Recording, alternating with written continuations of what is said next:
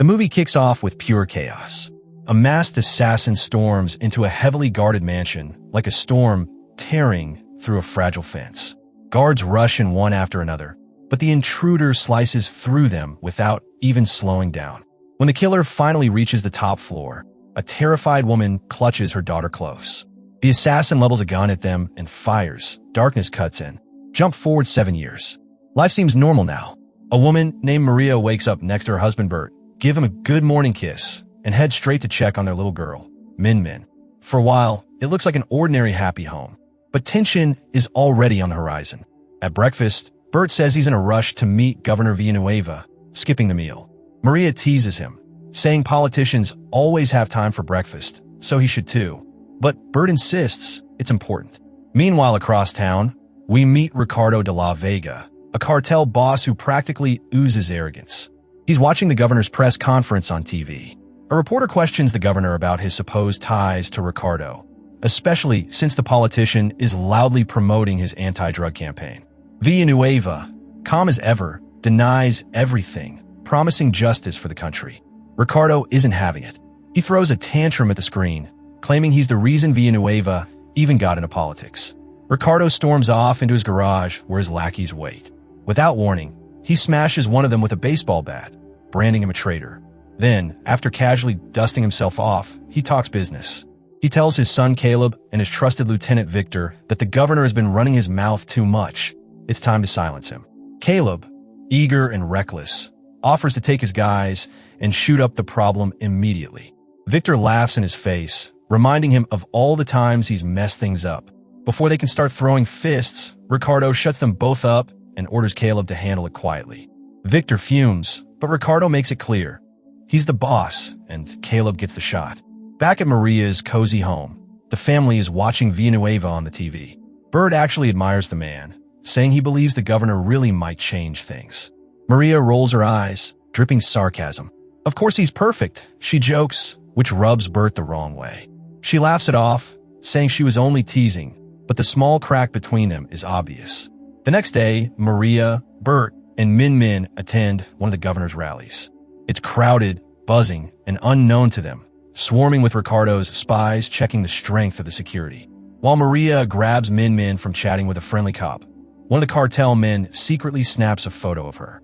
The picture goes straight to Caleb's phone. His eyes go wide. He recognizes her instantly.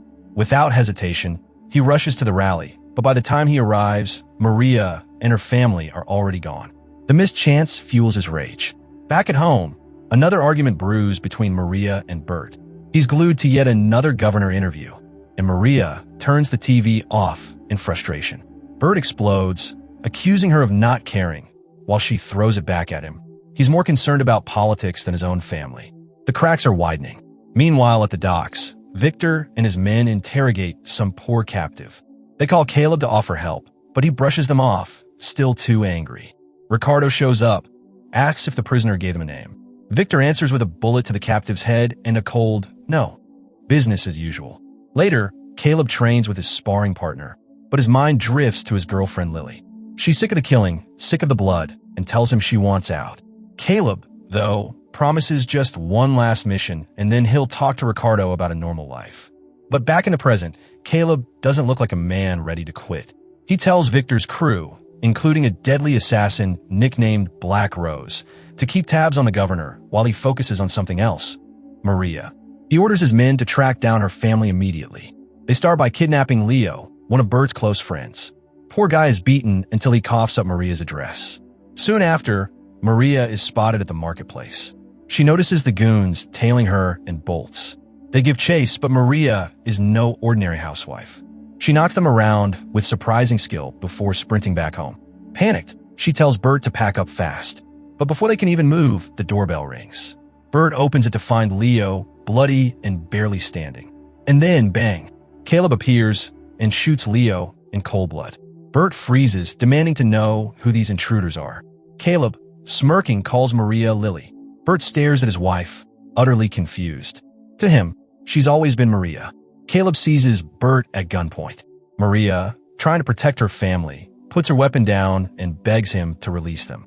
But things spiral out of control. Little Min Min runs toward her father, and Caleb, without hesitation, shoots her. Time stops. Bert drops to his knees, crying over his child. Maria stares in horror. Caleb grins and says, "Now you know what it feels like." A flashback slams into focus. Years ago, Lily, the assassin, stormed that mansion. But she hadn't killed the mother and daughter she found. Instead, she defied the order, killed her fellow goon, shot Caleb in the knee, and smuggled the two victims away. That was the moment she chose to vanish and rebuild her life as Maria, leaving behind Lily the killer. Back to the present. Maria fights with all her strength to free herself. Bert jumps on Caleb. Chaos erupts. In the scuffle, Bert is shot protecting his wife. Caleb escapes in a madness, while Maria single-handedly wipes out the rest of his men. When the dust settles, Maria drops to her knees, clutching her dying daughter, screaming in anguish. She kisses Bert's forehead, retrieves a hidden knife, and walks straight to the train station. On the other side of town, Caleb phones Ricardo, shaken but triumphant. Lily is alive. He also calls Black Rose, telling her to pull back. The hunt has just begun. Maria heads to the only person she can trust, Greg, an old mentor and former syndicate figure. She asks him for shelter. At first, Greg refuses, saying he's out of the game. He patches her wounds, but warns her she's supposed to be dead and should just vanish again. But when Maria explains that her family has been slaughtered, his walls crumble. He finally agrees to help. The story picks up after the heartbreaking bloodbath at Maria's home. Police are all over the place, treating it like some shocking massacre. But of course, not everything is what it looks like. Behind the scenes, Ricardo, the big boss pulling strings, already has one of his loyal cops on the case. He instructs him to tidy things up, twist the evidence, and make sure nothing leads back to him. The man's been in this game too long to leave loose ends. At Ricardo's hideout, the atmosphere is tense. News that Lily, now known as Maria, is still alive puts him in a foul mood. Victor, calm as ever, steps in to reassure him. He tells Ricardo not to worry, that Maria won't stay a problem for long, and that he'll personally deal with her. But Caleb has his own plans. He brings Miru, the Black Rose assassin, into the fold. Showing her Maria's photo, he orders her to track and finish her.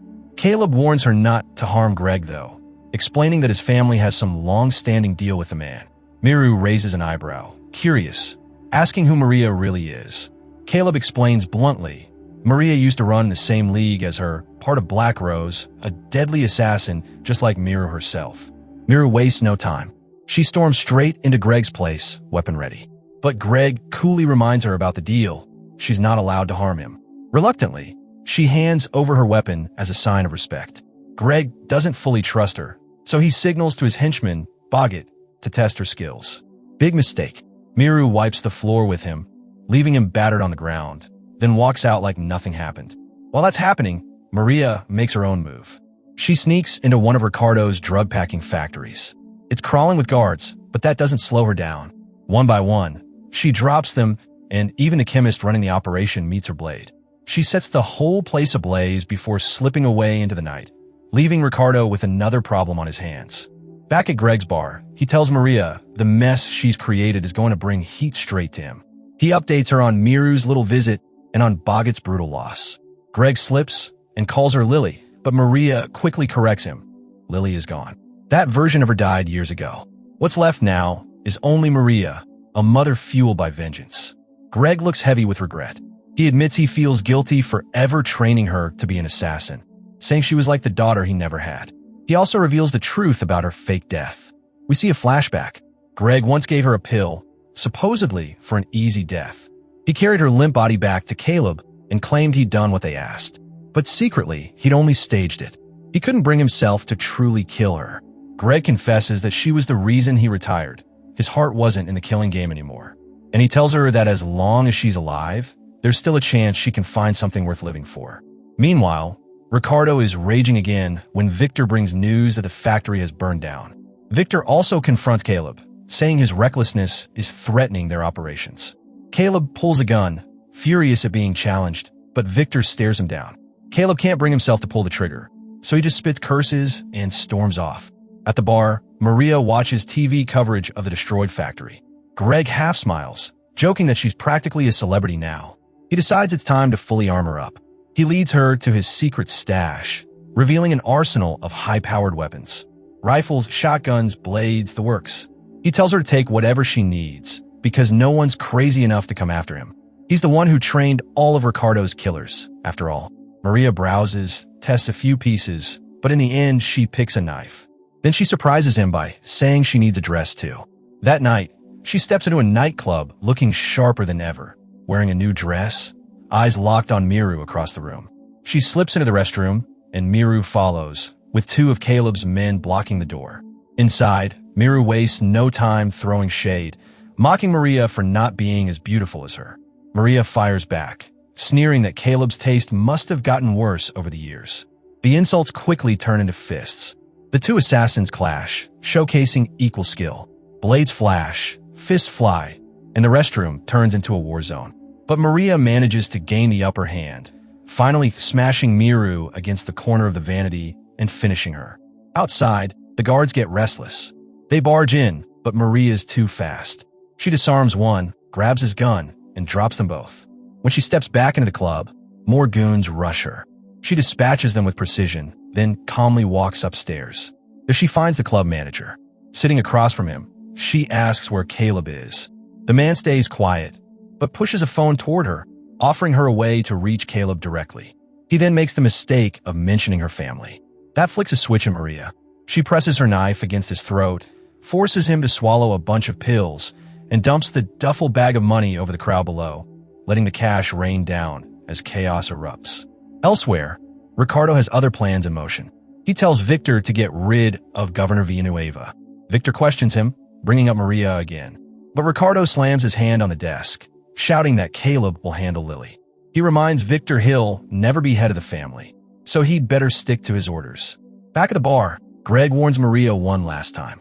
He tells her she still has a chance to walk away. He has money, enough for her to start fresh somewhere else. But before she can even think about it, her phone rings. It's Caleb. He taunts her, tells her to meet him at the docks. At the same time, Caleb calls Victor and summons him there too. Victor, realizing the game, orders Wednesday to gather their people. His plan is simple. No survivors, not even Caleb. Night falls. The docks are crawling with cartel soldiers ready for an ambush. But Maria is already one step ahead. Silent and precise, she takes them down one by one, moving like a ghost. Eventually, she's forced to fire her gun, and the sound alerts Caleb. He tells Wednesday to hold fire. He wants Maria alive. But Wednesday has her own orders. She moves her men into position and commands them to unleash gunfire on Caleb's office, killing several of his guards while he's still inside. Greg, stationed somewhere nearby with a sniper rifle, opens fire on Victor's men as they roll in. His bullets tear through them, thinning the enemy ranks. Victor quickly realizes who's responsible. He calls Greg, accusing him of breaking their deal. Greg calmly replies that he never touched Victor himself, so technically the agreement still stands. He says he's just leveling the field for Maria. Inside the docks, Maria fights her way closer to Caleb's office. His last two guards buy him a few seconds to escape, but Maria is relentless. She catches him, and the two finally clash face to face. The fight is brutal, personal. Caleb mocks her, bringing up her family's death to break her spirit. But Maria pushes through the pain. She gets the upper hand, pressing her blade to his throat. Caleb sneers, telling her she's already dead and can never escape her past. Maria glares back, cold and unwavering, and replies, "You're right. I'm already dead." Then she slashes his throat, ending him. Later, we see Ricardo and Victor standing over Caleb's lifeless body. Ricardo coldly orders Victor to avenge his brother. Victor stays silent, staring down at Caleb, his expression unreadable but heavy with implication. The setup for a sequel is clear. Meanwhile, Maria meets Greg one last time. He hands her a bag of cash and pours 2 drinks.